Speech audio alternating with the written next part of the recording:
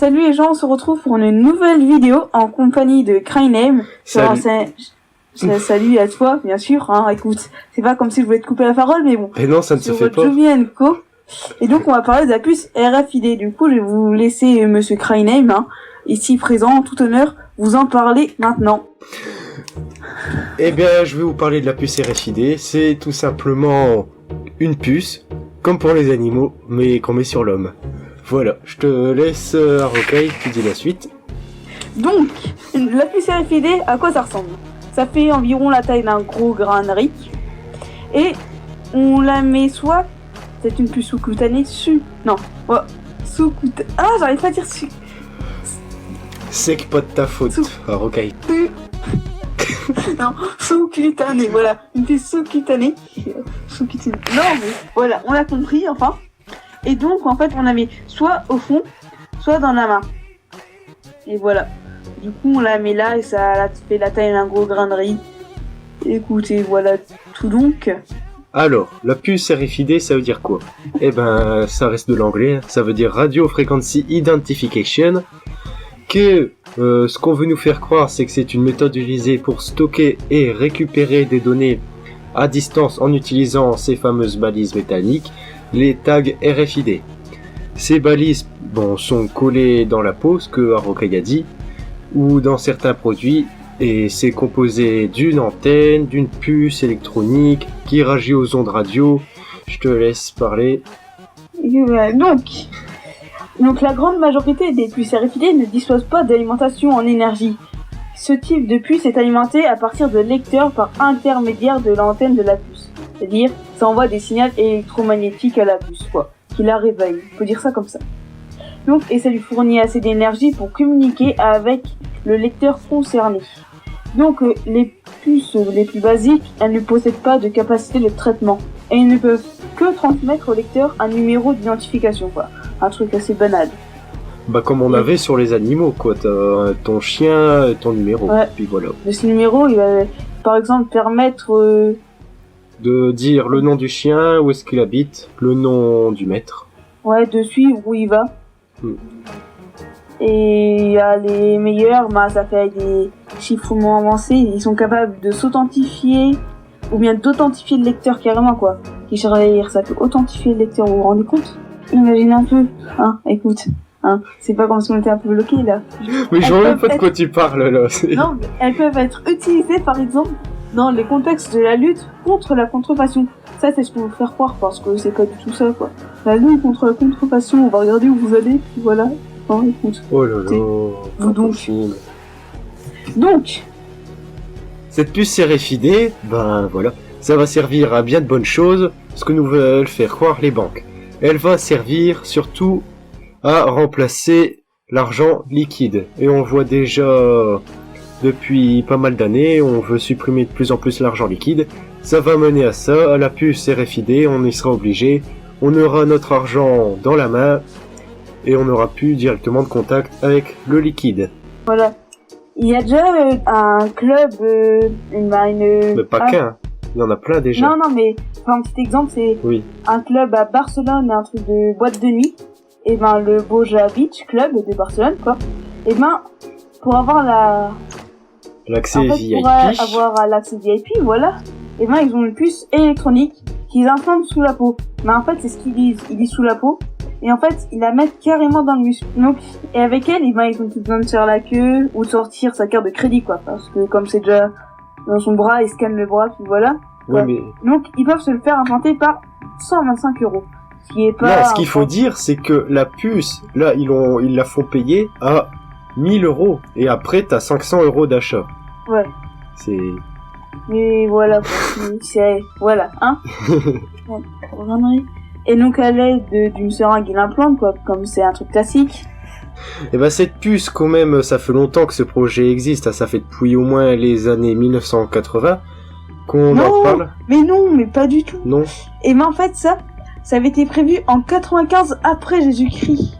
Et c'est écrit dans le chapitre 13, verset 1. Oui, mais j'allais dire pour le verset 16 moderne. Et 17 de la Bible. Quelle question? Oui, mais pour nous, occidentaux, qui ne connaissons pas la Bible, faut quand même parler... Ouais, parce que vous êtes pas chrétien, vous. Bah si, moi oui, mais je connais pas tout la Ouais. Bible. Mais t'aurais dû apprendre par cœur. Voilà. Elle fit en sorte qu'on impose à tous les hommes, petits, grands, riches, pauvres, libres et esclaves, une marque sur la main droite ou sur leur front, ce qui est déjà fait, pour contrôler les naissances. Voilà. Et ça, c'est une des choses que la puce RFID sera capable de faire. Mais de toute façon, les prophéties se réalisent toujours. Voilà, c'est tout, c'est comme ça. Voilà. Sauf celle des Mayas, parce que ils ont vraiment dérapé. Hein, Mais sur oui, mais celle-là. c'est une fin du monde, mais c'est juste un dérèglement météorologique, rien d'autre.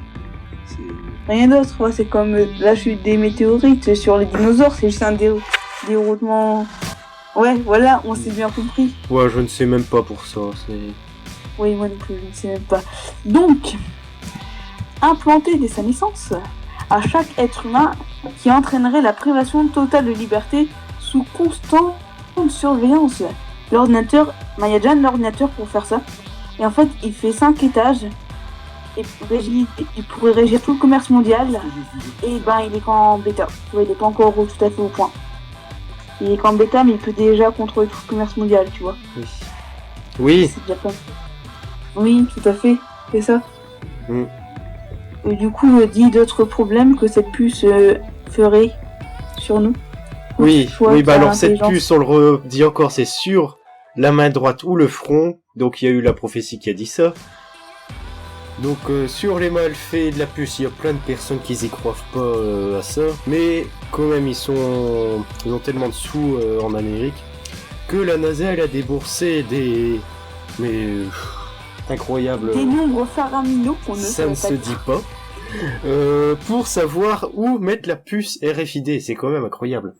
Ils ont fait des tests en fait, genre ils l'ont placé sur la main, dans le pouce, dans le bras, dans les pieds, tu vois, dans ton orteil, tu vois, des trucs n'importe où.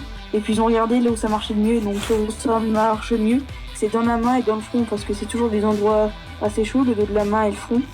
Et comme ça, ça ne met pas en panne la puce, car elle marche soit par chaleur, soit par courant électrique. Vous savez que les neurones, là, ça crée des petits trucs électriques, et donc ça la recharge un peu comme ça. Et voilà. Voilà, c'est pas Écoutez. sorcier. C'est pas sorcier. Non. Voilà, j'aime bien, c'est pas sorcier, écoute. Bon, Bon, ouais, j'en étais avec mes revenons à nos Américains. moutons. Voilà, revenons à nos Américains. Bah tout simplement, on va pas se cacher, on va pas y aller avec le dos de la fourchette à huître. C'est simplement la puce RFID, c'est un des actes du satanisme. Voilà. Voilà. Donc, du coup, faudrait vérifier un jour. Tout le monde se scalpe la main et le front, et il se regarde s'il y a pas un truc dans le front ou dans la main. Et comme ça, on pourrait l'enlever. Bah On serait plus sous contrôle. La puce RFID, c'est simplement un acte du satanisme. Et bon, on le répétera dans d'autres vidéos. Le satanisme, c'est pas bien. Ouais. T'as raison, le satanisme, c'est pas cool. Voilà, c'est comme tout ce merdier là, quoi. C'est pas bien. Voilà. Du coup, moi, je vous dis, évitez, faut quand même y croire, parce que vous avez qu'à aller regarder sur internet et tout, sur Incroyable tout ce qu'il y a de recherche, tout ce qu'il y a dessus. Et Oh mon dieu. il y a des vidéos, j'avais vu un truc avec un ministre qui disait que c'était bien. Mais du coup, là, cette puce-là, elle va être obligatoire dans quelques années, hein. Oui, oui, oui. Dans 5 ans maximum, elle est obligatoire pour tout le monde, hein. Bah, Vous savez, c'est comme les détecteurs de fumée, là, qu'il y a dans chez vous. Oui, ils l'ont rendu obligatoire. Maintenant, ils vont rendre ça obligatoire. ouais, enfin, tu vois, c'est toujours... On habitue l'homme tout doucement à la déshumanisation. Ah, on dit Hitler et les Juifs, mais quand on parle pas de ce qu'il y a actuellement, hein, c'est... Non. Non, on est déjà dans la déshumanisation. Bah oui. Regardez-vous donc combien de temps vous passez devant votre ordi d'écran. Non, mais ça... Hein C'est déshumanisant. Je Oui, ne sors plus. c'est comme bêtement travailler pour le capitalisme. Tu ne t'occupes plus de toi-même. Tu ne Ah peux... oui, aussi. Et travailler, c'est la nouvelle forme d'esclavagisme. Après, ça c'est à voir. Bah oui. Bon, du coup, c'est la fin de cette magnifique vidéo, notre première. J'étais en compagnie de Cryname, qui va nous dire le mot de la fin. Et ben voilà, c'était la première vidéo pour vous dire les dangers de la puce RFID.